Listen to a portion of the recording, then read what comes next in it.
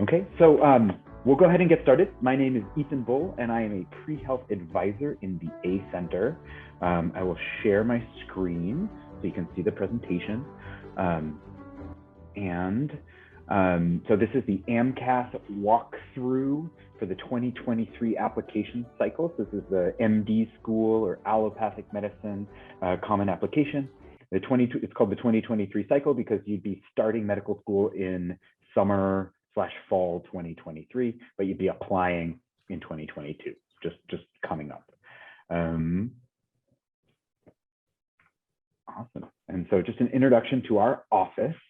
I'm Ethan Bull, as I said. I'm a pre-health advisor in the A Center. Josie Jin Morgan is here, and she is our director. Neti Gupta is another pre-health advisor in our office. She's here today, and I don't see Diana, but she's another one of our pre-health advisors. So I am a little bit curious about who all is here. So if you don't mind putting this information in the chat, so just, what year are you? First, second, third, fourth, or, first, sophomore, junior, senior, what major you're in, and are you applying this cycle or not, right? It's totally fine to come this year if you're applying next year.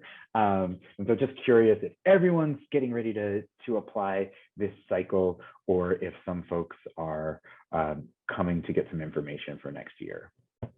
Cool, okay. Lots of physio majors, lots of people applying, a couple people that aren't. Biochem majors, physics, cool. Nice, awesome. Well, welcome everyone. As I said at the beginning, this is kind of a long presentation, so please hold your questions until the end. Certainly you can put them in the chat, but we may not be able to address them until the end of the presentation. I do hope we have some time for Q&A at the end, and I'll certainly stick around at the end. If we get up to 5 o'clock, I'll stick around at the end if you've got any questions. Okay, so the basics of the AMCAS. So it's the American Medical College Application Service. It's the primary application for MD schools. So it's used by 152 schools, which is all of the MD schools in the country except those Texas schools. Texas schools use a different system, the TMD SAS, so it's a different common application. And then osteopathic medical schools, or DO schools, use a different common application as well, the ACOMAS. For the AMCAS, it's $170 for one school, and then $43 for each additional school this cycle. So, most students apply to 15 to 20 schools, and so just so you can estimate the cost, if you did decide to apply to 20 schools, just that primary application would be $987 this cycle. And so we'll talk more about the Fee Assistance Program, or FAP. But I really do encourage you to use the Fee Assistance Program if you're eligible. You'd be surprised. They increased the income levels for which you'd still be eligible. And so take a look just to make sure whether you're eligible or not. And I've got a slide later in the presentation to kind of put that in perspective for you. The application for the AMCAS this year opens on Tuesday, May 3rd. And so that's when you can create a new application and you can start working on it. So you can start filling out your personal details, filling out your coursework, all the different sections that we're going to go over starting on May 3rd. But you can't actually submit it until May 31st. So on May 31st, you can finally click the submit button. So you've got that almost the whole month to work on it before you could even submit. And then as soon as you submit it on the 31st or after that, then it goes into the verification process. And that can take up to 6 to 8 weeks, kind of depending on when you submit. Schools finally get access to your applications. Any applications that have been verified by June 24th, that's the date at which schools finally get access to those applications. So if you submit early and your application is verified, on June 24th, finally the schools will get to take a look at them. And then there are secondary applications that most schools do. Those costs vary a bit by schools, usually in the $25 to $100 range. If you're eligible for fee assistance, lots of schools do waive some of those fees or reduce the fees. So how does it work? kind of the overall process is kind of a visualization from the AAMC of the overall process. You can start submitting May 31st. And you're completing all the different sections of the AMCAS, including typing in your personal statement. You're doing that online. And then when you are clicking submit, you do need to pay all the application fees for all the schools that you're planning to apply to. You can add schools later and pay those additional fees for each additional school later if you started out with a certain amount. Then it goes into kind of the processing portion of the equation. Basically, it goes into the verification process where they compare your transcript to what you entered into the application. And they use that information to calculate your AMCAS GPAs, and those are the official GPAs that are sent to medical schools. Medical schools do not look at your GPAs as defined by the U of A or by another institution that you attended. They go by the definitions that come out through the AMCAS, and that's why you're manually entering all of your coursework into there. And then starting on the 24th, if your application is verified, then finally the schools get access to it. And then as your letters of recommendation come in, they'll be on a rolling basis delivered to your schools. A little bit more about the verification process, right? So that first step, right after you click that submit button, that first step is, it goes into the verification queue, essentially. So you submit your application, they receive all of your official transcripts. Once they've received all of those, you're into the ready to review status. And then basically the verification process is just them comparing your official transcript to what you put into the AMCAS application when you entered all of your coursework. So they're just comparing those things, making any adjustments to how you classified your courses or any other issues, just to make sure that everything's right. And so that's what that process looks like. But they need to have received all your official transcripts. They need to have your submitted application in order for you to go into that verification queue. And then that's what can take 6 to 8 weeks as they're doing that comparison. They just go as fast as humanly possible. But there's a lot of applications that come in. It's right around 50,000. Last year was 60,000, but it was an anomaly because of COVID. So it's right above 50,000 as the number of applications. And then just so you can kind of see a visualization of what this looks like. So this is a graph of the verification process. So like how many they're working on at a time and how long it's taking them. You can see there's this big peak in June and July as most people are submitting their applications, so it takes longer, and then it slowly peters out as it gets further away from that initial date. And you can check their website and in your application to see like, well, how long is it taking them? How long is it taking them to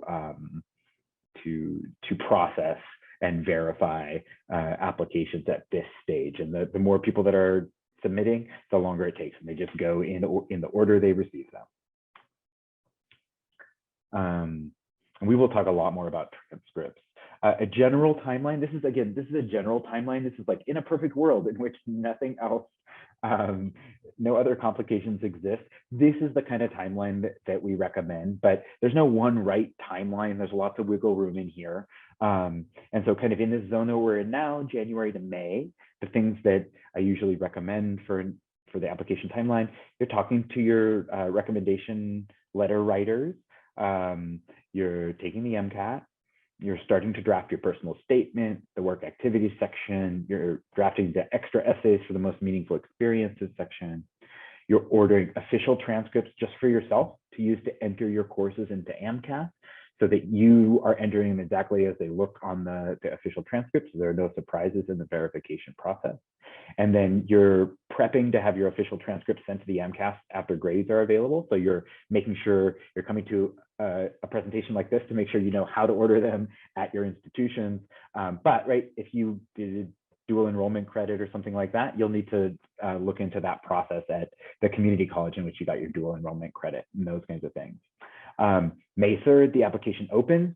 You're going to want to start working on it, right? You're going to want to start creating that application. You can then put in entries for your letter writers, so your recommendation writers. You can put the entries into the system, allows you to generate a PDF document that you can then send to them. That gives them instructions for how to upload your recommendation letter into the AMCAS application, and it includes your AMCAS ID number, so your application number, which they'll need to correctly upload it for your specific application. On the 31st, you can finally submit. And so I do recommend submitting as close to that 31st date as possible. Submitting by mid or late June is still quite early, so it doesn't have to be the same day. It can be, right? The sooner you get it in there, the sooner the earlier it is in the verification queue, the better chance you have to be in that first batch of applications that schools are looking at. But there's no one right way to do it, and certainly submitting by the end of June puts you in a really good and early position. As soon as you've submitted in June and July, you probably want to start preparing for your secondary applications. So you want to prepare your answers to practice common secondary questions. You probably want to continue practicing for interviews and plan how you want to handle those. There may be some that are moving back to in-person more and more often as we move further away from COVID or as things shift.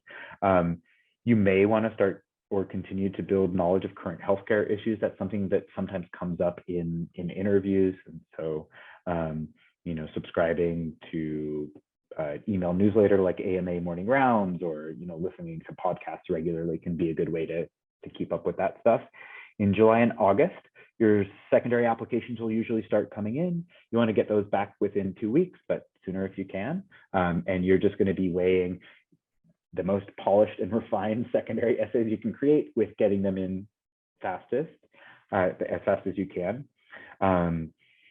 In August, you'll likely get more secondary applications coming in all the way through the fall, depending on the school's process. Interviews can start as early as August. And then in the fall, as early as October, you could start getting, students may start getting acceptances, but often that happens later in the fall or even in the spring. And so that's the following year. And then in April, May of the following year, in 2023, about a year from now, you'll be finalizing your decisions on schools, and they'll be finalizing their decisions. And then even in May, there's tons of movement on wait lists as the dust settles on where students are getting accepted. And you could even get accepted up until like the moment that classes start the day before. And just make sure, just in case, for whatever reason, keep doing your clinical experiences and other experiences just in case you need to apply again.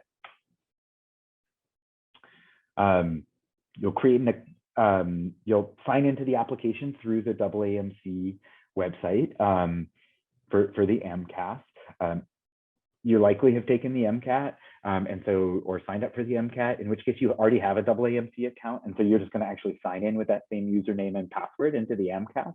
But if you don't have one, obviously you'll create an account. This is the structure of the application. So these are all the different parts, and we'll kind of walk through tips and tricks for each of them.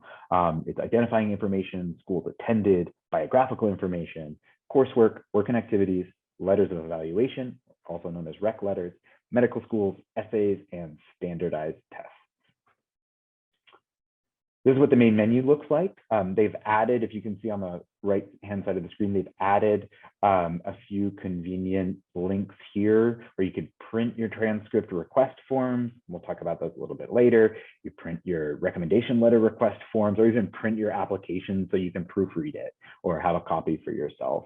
At the bottom of that same page, you can take a quick look at your document statuses. So which of your letters of recommendation or letters of evaluation have been turned in, which of your transcripts have been received. So that stuff's there on that front and main menu.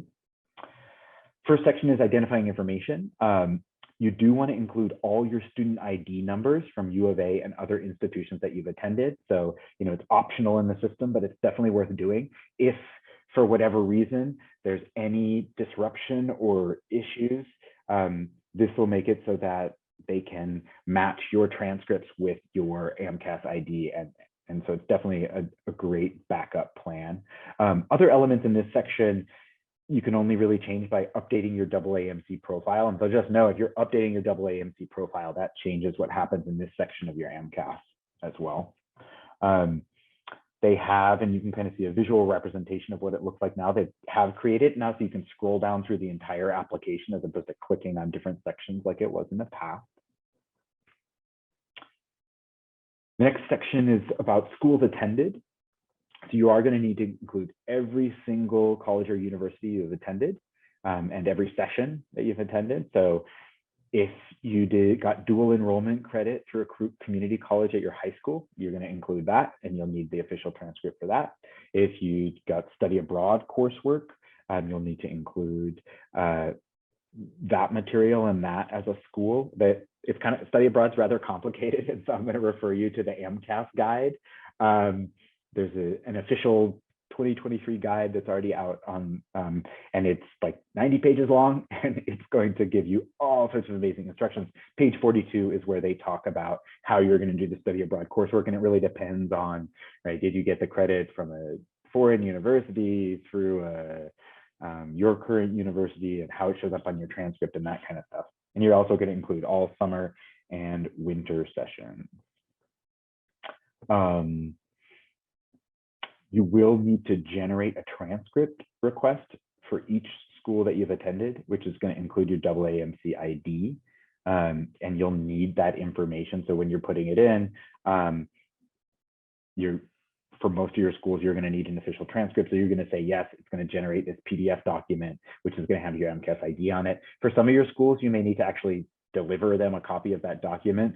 For other schools like U of A, you'll just be able to use the AMCAS ID that's included on it for the purposes of ordering your official transcript. So more stuff on transcripts. You are going to follow the transcript process for each of your institutions. I'm not going to know what those are because they're going to be unique to your specific schools, right? So if you went to a community college in Massachusetts where you went to high school, you're going to have to follow their process. But for U of A, there is a handout in the link for this presentation from the registrar for how to order them here. And here are some reminders from the registrar. They cannot process official transcript requests if you have a hold on your account. So you definitely have to get those taken care of. You must place the order yourself, and you must do it online. You're going to order your transcript through UAccess, and it's going to direct you to the company that U of A uses, which is called Credential Solutions, which is a subsidiary of Parchment. You are not going to send that PDF document, that transcript request PDF that's generated from the AMCAS. Instead, you're going to use the ID number from that PDF when you do your online order through Credential Solutions or Parchment. You must include your AAMC ID when ordering it online through UAccess. You're going to indicate that you have an attachment, and you're going to indicate that the attachment is an AMCAS ID number in the drop-down menu, and that's where you'll enter that information that will help them match your transcript with your AMCAS ID. So when that gets sent along electronically, and it happens really quickly because it's electronic, and this is the main company that the AAMC and the AMCAS uses, it does get there really fast. Credential Solutions, you might, when you're in the system trying to order these things, if you're on the Credential Solutions site, you might need to call them and ask questions. Or you may need to call the registrar, kind of depending on where you are in the process. And so there are ways of contacting them. For the registrar, usually reghelp@arizona.edu is the best way. You definitely want to wait for your final grades to come in for the spring before you order your official transcript. And like I said, it does happen really fast if you're doing that electronic process, so it gets there pretty quickly if you've done everything correctly. But you are going to want to have your spring grades on there before you order it. If you've graduated and you're applying this year, do not submit your transcripts before May 3rd. They need the application to be open, and it opens on May 3rd before you send your transcripts, or there can be disruptions in connecting your account and your transcript. Just know, like, they don't have to officially say that they've received all of your official transcripts for you to submit the application. If it's May 31st, you can press submit. And as your transcripts come in, it'll move you through the process. So don't feel like you have to wait for those to come in order to submit if you wanted to do that before. Another section of this, in the school's attendance section, they're going to ask you if you've ever been the recipient of an institutional action. And so you should read their definition, and you should read about it in the AMCAS guide. Even if it's been expunged from your record, you are in their intention is for you to disclose it here. And explain it while you should take responsibility and explain what happened. Even if it's been expunged, you're supposed to include it. And so that's what I would recommend doing, because you just never know. It's better to be honest and upfront. There is, in the same section, there's the advisor release. Please press yes. Basically, all that happens is that it gives us access to your data on the back end. If you click that, yes, I'd like my advisor to have access to my application, it just means that we can go into the system and we can pull data on the back end and see how our students are doing, what percentage of our students are getting in, where are they getting in, that kind of stuff. So it's really useful if you can click yes. The citizenship section, just know that some medical schools accept international students, some accept DACA students, but some do not. So use the MSAR reports to indicate that, depending on what your status looks like. You'll want to make sure that you're applying to schools that accept people with your status. So just as an example, the University of Arizona does not accept international students. The University of Arizona College of Medicine, Tucson only accepts students who are permanent residents. In the biographical information section, it asks you if you want to be considered, if you consider yourself having disadvantaged status. I do recommend that, right, it's a personal decision, so don't feel any pressure one way or the other, but really read the definition carefully and consider completing it. Lots of students I talk to say, oh, well, I'm not as disadvantaged as other people. I know these other folks, my friend, he was way more disadvantaged than me. I wouldn't recommend making the decision that way. I would make the decision just, based on whether you fit the definition or not. And then you can just kind of factually describe your circumstances. And then schools can decide how they want to take that into account. They will not hold it against you, right? If they read your disadvantage description and decide that doesn't fit the exact definition that they're looking at, they're not going to hold it against you. They're just going to read the facts and get more information about you. The coursework section. This is a section that's going to take you a bit of time. It's one of the bigger sections. And so just a few tips, right? So you're going to enter every course you've ever taken in college, including your dual enrollment credit, in all of these different categories, just so that you're aware. A really common question is dual enrollment and AP credit. You're going to put it in as freshman. So it's going to be listed in your transcript as from your freshman year. That's where you're going to put it in, dual enrollment and AP credit. You're going to classify all of your courses. Some are going to be obvious, right? What is intro biology? Intro biology is in biology, but some are less obvious. And so there is a course classification guide in the AMCAS guide. And so I would encourage you to use that to determine where it fits. And then if you GRO'd a course, if you use the grade replacement opportunity, you'll need to include those grades, and you'll include the second time it was taken as a repeat. And then in the coursework section, there's a bunch of video tutorials. These are not ones that you should ignore and just try to do it on your own. I would really watch those. They are really, really helpful.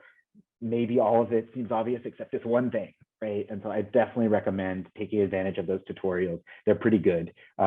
Particularly the study abroad stuff is pretty tricky, and so definitely watch that. But the other ones are pretty good too.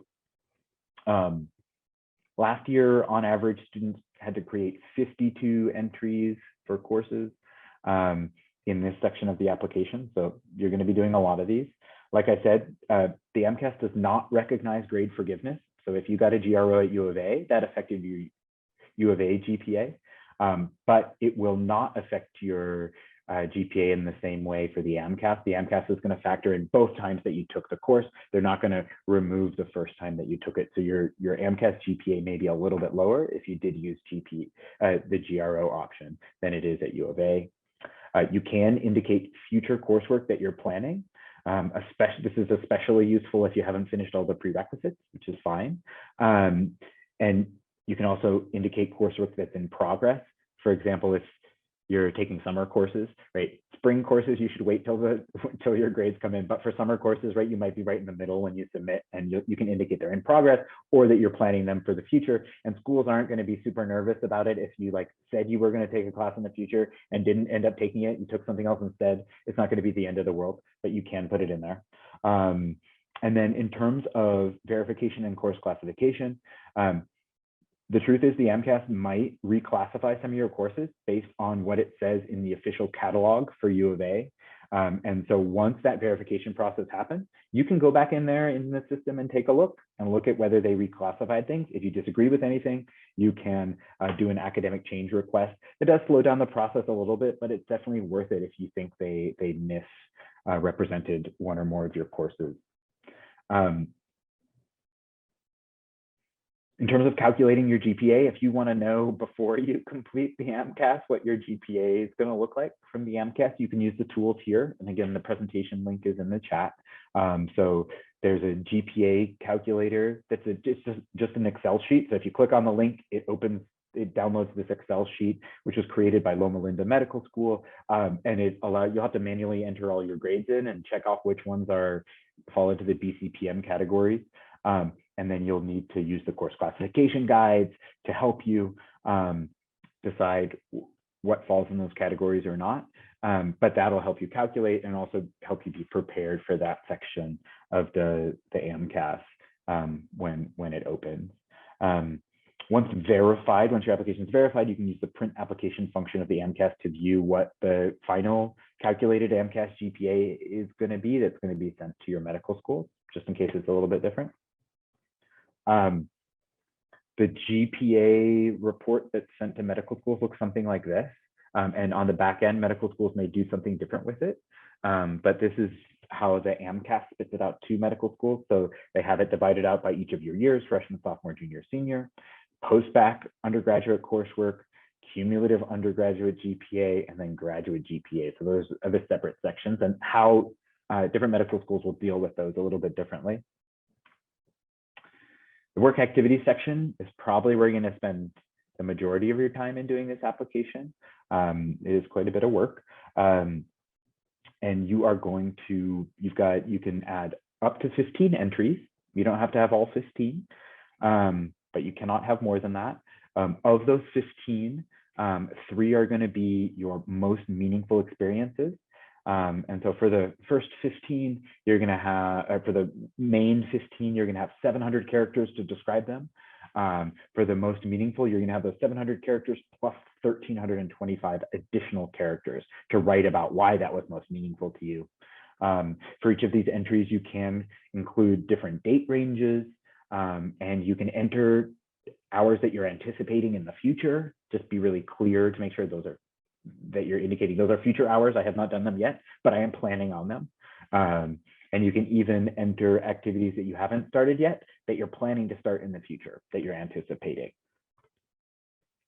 For each of those activities, you're going to classify them into one of the categories from the drop-down menu that are indicated here. It's really easy to overthink this, so try not to. Just use your best judgment and in good faith categorize things the best you can.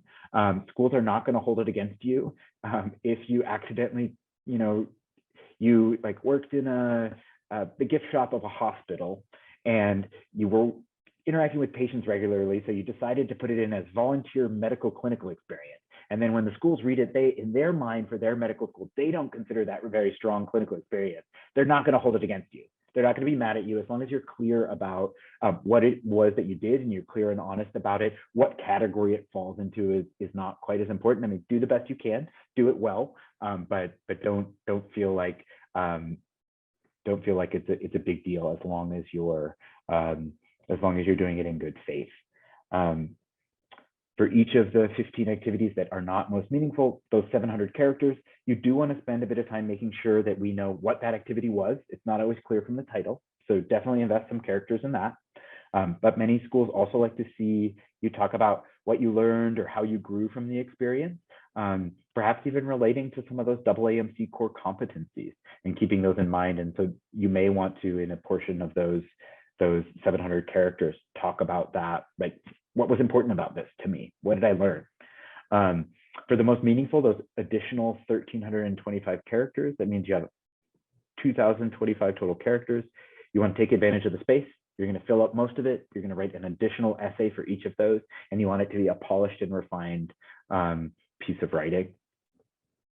In terms of work and activities more generally, everything counts and helps to paint a picture of who you are, what you spent your time doing, what you value. And so don't make judgments for medical schools about what they think is valuable, right? You might in your mind be like, okay, I worked at Starbucks. Why would I include that? You should include it, right? It accounts for something you spent your time doing. You had to work while you were in college, so it tells them something about you that's authentic, right? If there are hobbies that you have that are important to you, it's okay to include those as well. They'll never hold it against you, but it may be useful. There may be some connection there that they really like to see. So don't be afraid to put anything in there that is important to you.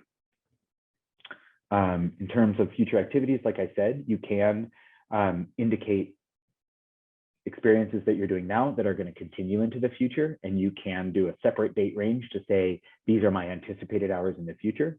You can also report activities that you haven't started yet that you're planning for the future and what you anticipate with those through August 2023. That's the latest you can anticipate until, right? The truth is they don't have a strong effect on that final decision about whether to invite you for an interview or not. Usually it's like what you've done up to that moment. But of course, schools love to know what you're planning to do, right? So if I wouldn't bank on a future experience to like fill in a really big gap in your application, but if you have some stuff in that area and you're planning more, it's definitely worth including.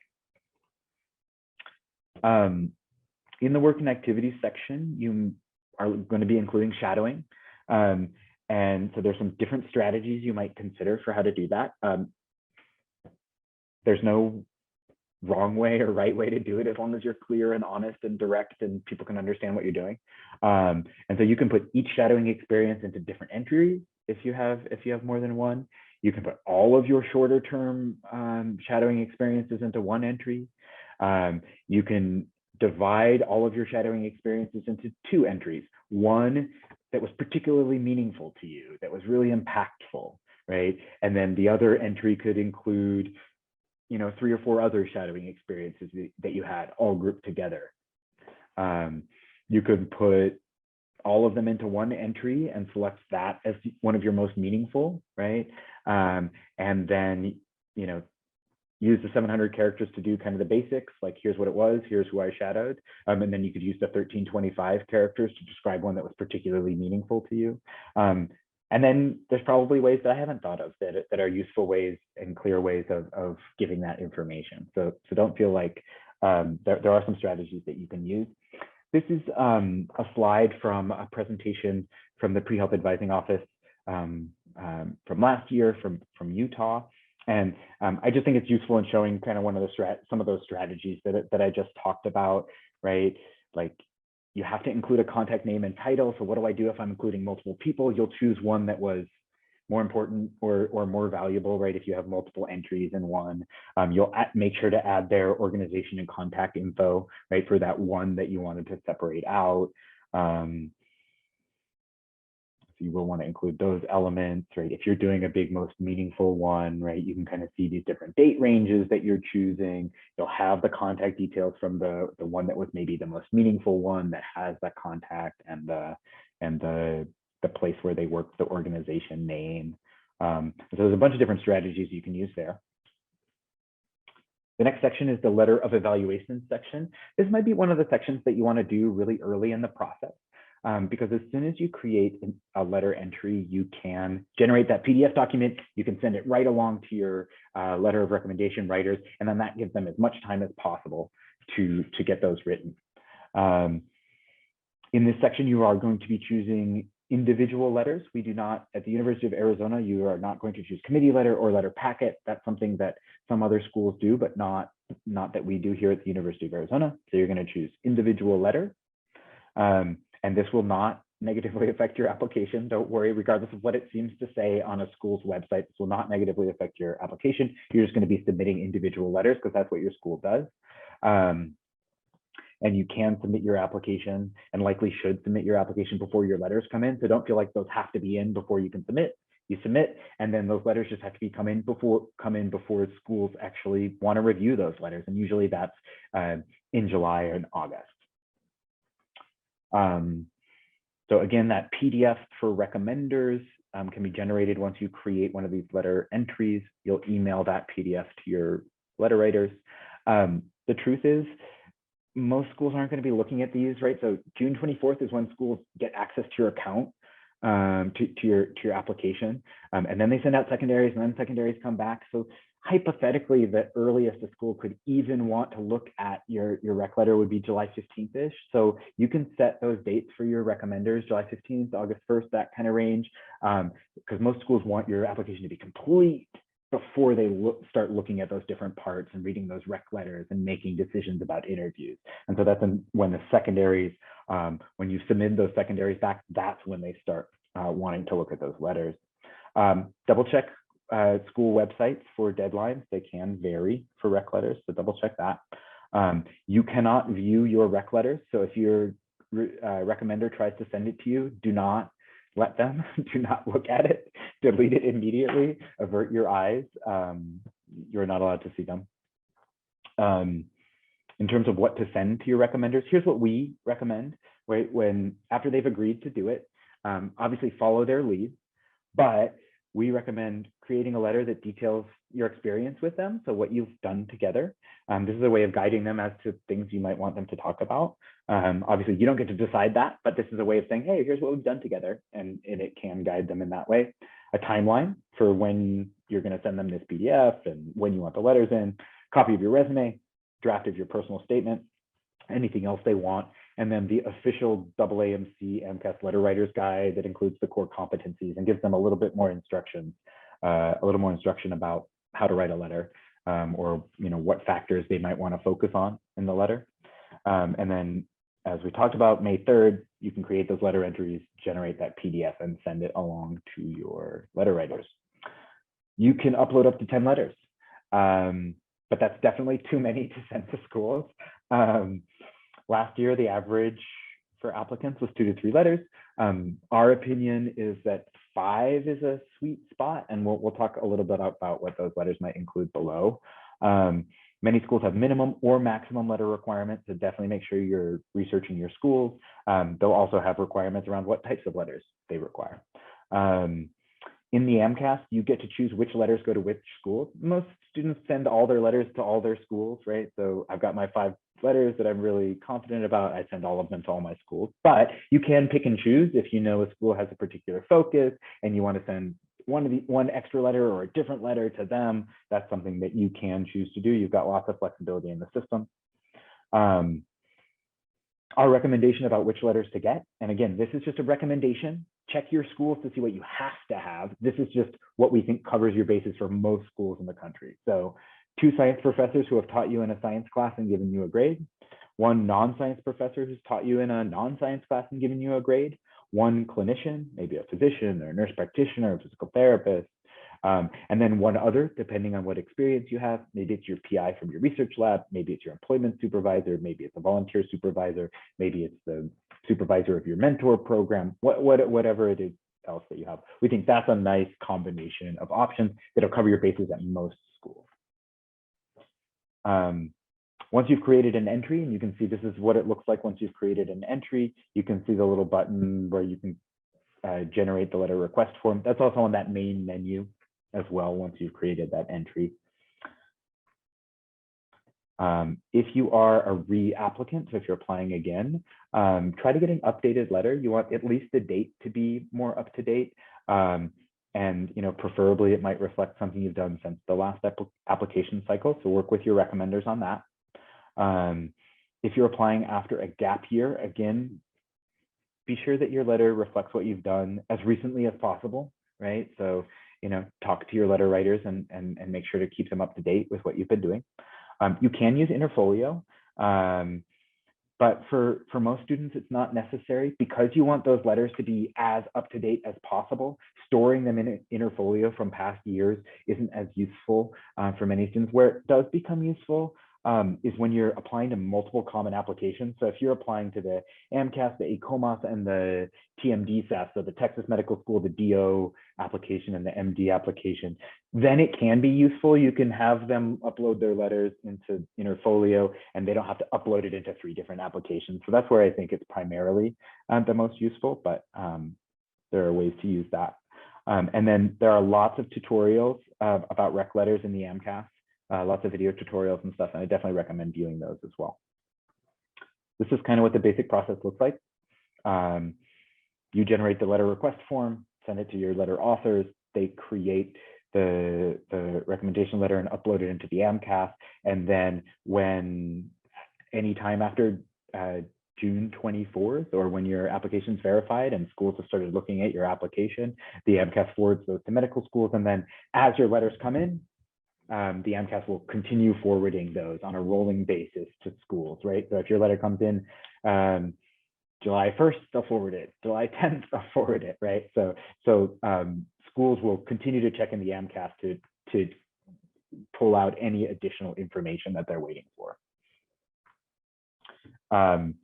This is a chart of when letters of evaluation were received in the past 4 cycles. Or 5 cycles. And so you can see that most of the letters are received in June and July, few in August, and then, some in May. So just know, like, this is evidence of what we're saying about when schools really need those. It's most common for them to come in June and July. In the medical school section of so this is the next section, the medical school section of the AMCAS, this is where you're going to indicate if you're applying to MD PhD programs or other types of joint programs, that's where you're going to do it. In terms of how many medical schools, you have to choose at least one to be able to submit the application. The average student applies to 15 to 20 schools, but also know that you can add schools after you submit without any sort of delay. So let's imagine you took your MCAT at the end of, or in May, right? And your score hasn't come in yet. You want to submit as early as possible. So you submit May 31st. You haven't gotten your MCAT score yet. You submit to one school, right? And then your MCAT score comes in and you're like, okay, now I know exactly where I have the best chance of getting in. You can add 14 other schools at that point, right? And it's not going to delay anything in the system. As you add schools, those on a rolling basis just, move through the process. In terms of where to apply, you're going to want to do careful research.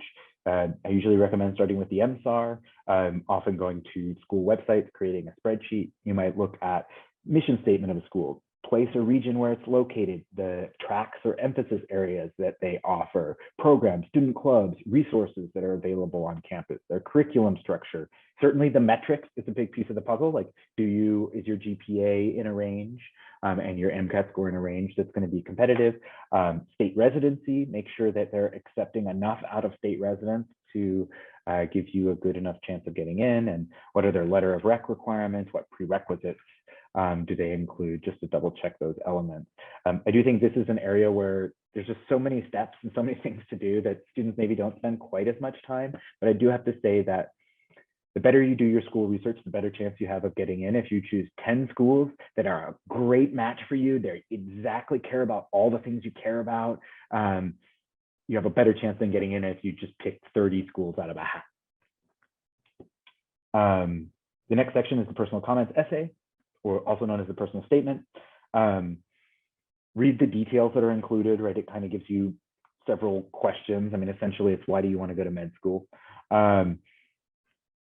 But you can read those additional prompts, right? Use the space provided to explain why you want to go to med school, and they have additional prompts to help you think about it. Tips. Typically, you want to try to retype it into the application itself. Cutting and pasting can cause issues. If you're in something like Microsoft Word that has formatting in it, that could mean that when it gets to a school, it might look fine in the application, but when it gets to a school, that formatting changes into $ and exclamation points and percentage symbols, right? So the best bet is to just type it in there.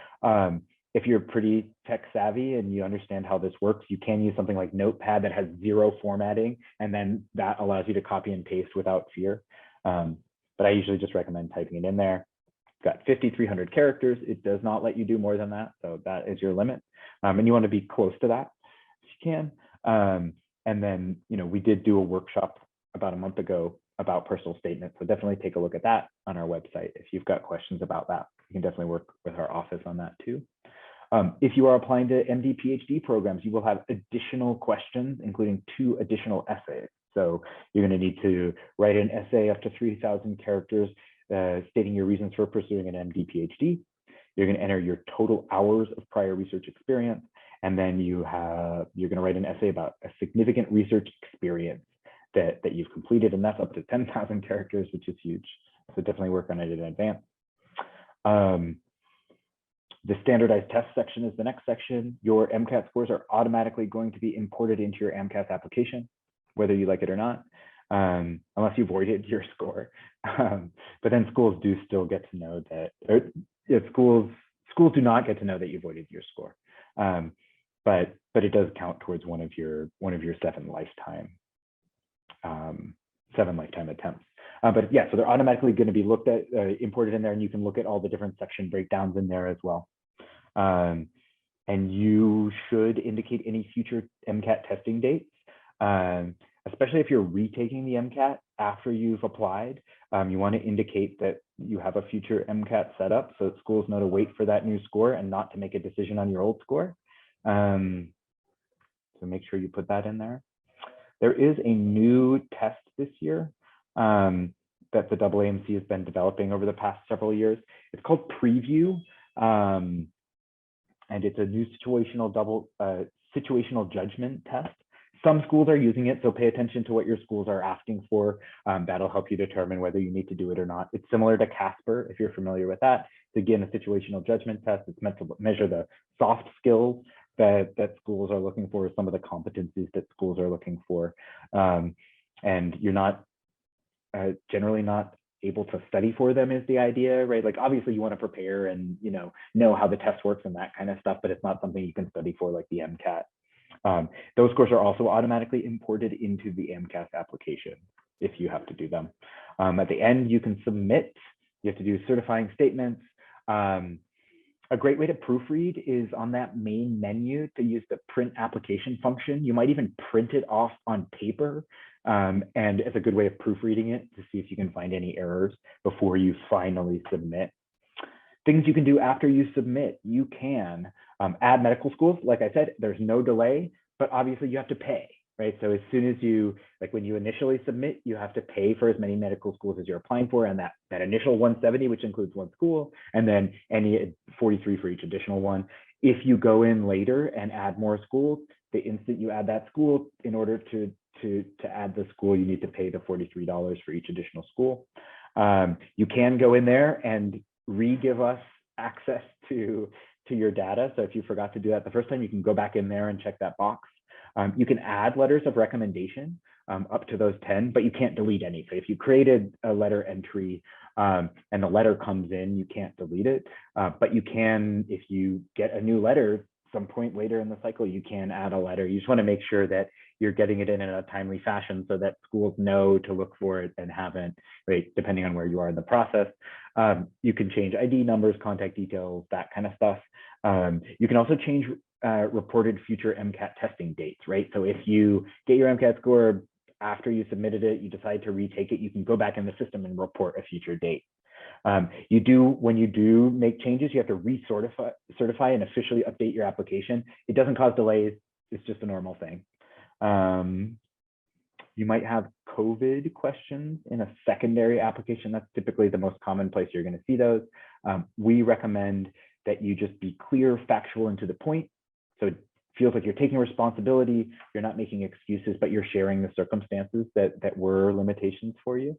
And secondaries do come in early to mid-July, all the way through the fall, depending on the school. Every school has a slightly different process. Try to get them back within 2 weeks, but sooner if you can. The fee assistance program is awesome. And so if you are eligible, it can save you $2,000 or more. It gives you free primary application fees for up to 20 schools per cycle, as well as other benefits around the MCAT. You can apply, your benefits are not retroactive, so if you've paid and then you apply for fee assistance and get it, they don't pay you back. You can reapply to fee assistance and get it up to 5 times. DACA students are eligible. You'd be surprised, it's up to 400% of poverty, the poverty level at this stage. Start early to get those benefits, but this chart shows income eligibility depending on your family size and where you live in the US. You can see for a family of 4, $106,000 or less of income means you are eligible. There are lots of tools official tools on the AMCAS website that I recommend. Additional tools, the AMCAS guide is a must. Like, this is a 90-page document. Every section, you should read the instructions carefully as you're going through it. It's something that I typically open with students when I'm helping them with the AMCAS application. The AMCAS website's great. There are some great pages about school deadlines and criminal background checks. There's some great self-assessment tools around the core competencies from the AAMC. There are also some really great anatomy of an applicant profiles of students that have gotten into medical school, talking about what they put in their personal statement, why medical schools chose them, right? So these are all things that can really help you. And there's a workbook that helps you go through the sections of the MCAS before the MCAS opens on May 3rd. There is an official AMCAS 2023 webinar put on by the AAMC. You should attend it. It is on April 28th from 11 to 12:30 Tucson time. So definitely register for that. They're going to go through some of the stuff that we've talked about today and some other elements that may be useful. And then you can also see other past webinars that they have done. Cool. So I spoke fast. I know it's a ton of information. Thank you for coming and thank you for hanging in there. We've got about 5 minutes left for questions. And again, I will stick around after the presentation if you've got questions. But if you've got questions, please put them in the chat or unmute yourself and ask whatever questions you've got. And I'm going to stop sharing my screen. Got a question in the chat. It says, what are disadvantages to submitting after June? Are you less likely to be considered if you submit in July? I think it's a really great question, and I think it's the most frequent question that I get. Right? I mean, basically the way it works is, schools on June 24th, right? So anyone that's verified, so gets it in early enough that it's verified, so that it's in that first batch of applications that schools get on June 24th. That means you're in the first group of people that they're considering for interviews, and they start, right? They'll send you a secondary, they'll wait for secondaries to come back, right? So you're in that first group. And then if you get your secondary in early, it means that they're going to look at that first batch of secondaries they've got and start filling up their interview slots, right? They've got they can interview maybe 400 or 500, 600, depends on the medical school per year. And so the sooner you have your application in, the more interview spots there are available still throughout the rest of the cycle. And so it just means that the later you submit your application, the more competitive it is to get an interview slot, because you're competing with the same amount of people or more people for fewer spots that are left in the cycle. So remember that there's no one perfect way to do it. And if you submit it in July, it doesn't mean that you're not going to get in. It just means that depending on how long it takes to get verified, it may be that schools have already started inviting people for interviews by the time your application even gets to them. And so it's all this cost benefit analysis where you're weighing getting it in soon enough with having the best possible application that you can with the best scores and the best essays, right? And so it's this kind of constant give and take. So the later you submit, the lower chance you have, but it doesn't mean you don't have a chance, right? And so, keep in mind that there's no one right way to do it. There's another question in the chat. In the activities section, for the poster presentation section, do you recommend doing an individual entry for each one or combined into one entry? I think it kind of depends on you and what your section, what your work and activity section looks like, and what you want to emphasize, right? So if you've got all your 15 filled up and you're like crunched for space and you want to get 4 poster presentations in there, maybe it makes sense to squeeze those in. If you have more space, maybe you'll do 2 in one and 2 in another, or maybe all 4 as separate ones. There's no wrong way to do it. You also may consider like maybe breaking one out that you thought was particularly meaningful for you, and then the other 3 as a separate entry altogether, right? So using those different strategies to help you emphasize or highlight different elements of your application. Hey, Ethan, I have one question. Yeah. So for like a class that we precepted for multiple semesters, or a class that we taught and got credit for, would we classify that as a repeat if we did it over multiple semesters, just like we would a GRO? You're not going to put that into the course section. So you'll put that in your work and activity section, and you'll just, you might decide to do multiple date entries to indicate like I did it this semester and that semester and this semester and that semester, or you may do it over a long period of time. And so I would probably put that into one entry. Like if you're precepting for the same class, probably the same entry. That won't go into our course. Like even though we got credit for it, we won't put that in our course. Oh yeah, you will put it in the course section. That's a good point. Okay. So yeah, you are going to put it in your course section. And yeah, that's a good question. Let's look at the AMCAS guide. Okay. Maybe shoot me an email and we can kind of take a look at that and make a decision about how to enter that. Okay. Yeah, that's a good question. Yeah, one more question. I think it was called like the ACR, is that if they classify classes you took in a different way or under a different subject. So for example, like here at the University of Arizona, and I'm sure across other universities, there'll be a class that has like a different header of what it actually was, or what the main objective was. Like for example, I took a class called Ecology 223 to fulfill my genetics requirement for U of A's med school, but the header will say Ecology 223 and then the subject will be genetics. Is that like kind of a high likelihood of the AMCAS switching that over to an ecology prereq versus a genetics, or what is? Those would both fall in the biology category, so I think you're pretty safe with that one. But again, it's a good question. I just want to say, so it's 5. If you've got to go, thank you so much for coming. I really appreciate you being here today. I hope it was useful, and we can kind of, as you've seen, there's like a million little questions. It's really hard, and we're here to support you, and we're here all summer. If you've got questions, we can help you through the process. And so if you've got to go for it. But I'm going to stick around. I think I'm going to stop the recording now. But I'm going to stick around and continue on with questions.